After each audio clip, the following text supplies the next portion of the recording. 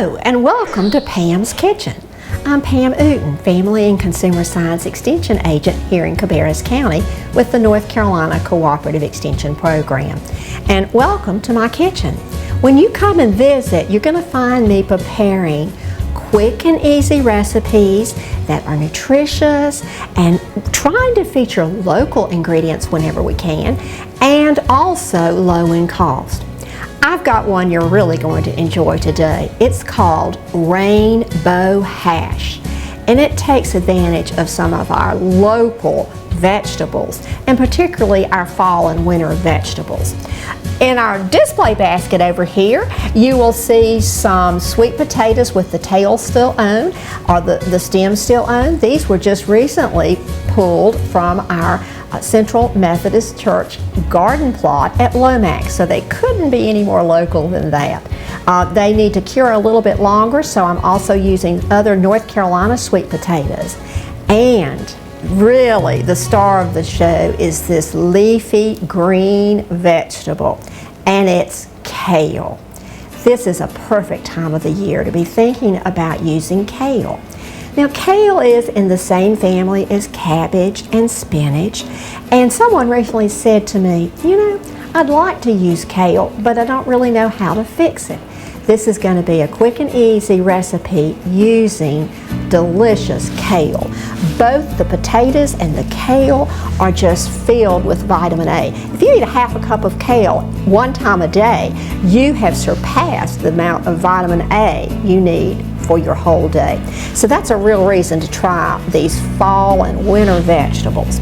Now, going over to the kitchen here, we're going to begin by turning on our electric skillet. And we could very well be using a skillet on your range, but today we're going to be using this. I think it's a little bit easier for you to see. So we have started preheating the electric skillet, and we're going to go ahead and add 2 tablespoons of olive oil to the skillet. You could use coconut oil, but I think more of our viewers probably would be using olive oil. So we'll just kind of let that begin heating and continue onward. The next thing we're going to add are the real stars of the show. We're going to be adding our potatoes, and you'll notice that the recipe calls for 1 sweet potato cubed and peeled, and also a purple potato. Well, it is virtually impossible. This recipe, I think, came from the Midwest, and it's virtually impossible to find a purple potato here. So I have substituted another firm, waxy type potato, a red fall potato, and that's what we're going to be using today. You'll notice that the recipe also says wash your vegetables really well and peel them and then chop them. I did that with the sweet potatoes, but with the red potatoes I left the peeling on. And did you know you can leave the peeling on all of your potatoes? It really increases the amount of nutrients that you will be receiving. So the oil is starting to get hot. Let's add the potato and the red potato to the electric skillet, and we'll kind of stir that up a little bit to get it going. And the next thing we're going to add to it will be the 1 carrot that's been chopped already into little cubes. And then we're going to let this saute for about 10 to 12 minutes until the potatoes are a little bit more tender. We're ready now to add the spices, and I've already combined the spices. It's a half a teaspoon of dried oregano, a half a teaspoon of basil, a half a teaspoon of sea salt, and a half a teaspoon of pepper. We were just having a conversation about the different forms of salt. And yes, this is a salt. And as we say at NC State Cooperative Extension, a salt is a salt is a salt. But the reason I'm using sea salt today is because it is a little bit finer and it will dissolve in a recipe easier. If you don't have sea salt, of course you can use table salt. But the key thing is the amount that we used, not very much at all.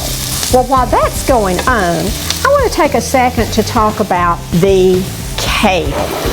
Now, when you came home from the grocery store, the kale was in a big bunch, and go ahead and store it in your refrigerator. Do not wash it before you put it in your refrigerator. Just store it in a plastic bag with holes in it or some way that air can get to your kale. But you want to keep it in your refrigerator no more than 2 to 3 days. If you keep it much longer than that, it might start turning a little bitter.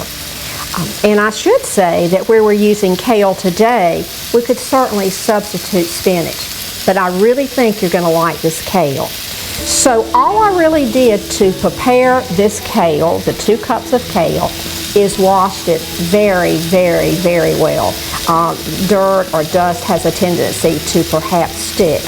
And then this center stalk, I hope you can see it, the center stalk is tough. So we don't want to use the center stalk in this recipe. So all we do is just pull the kale off, and I put it on a cutting board and really quickly tore it with my hands.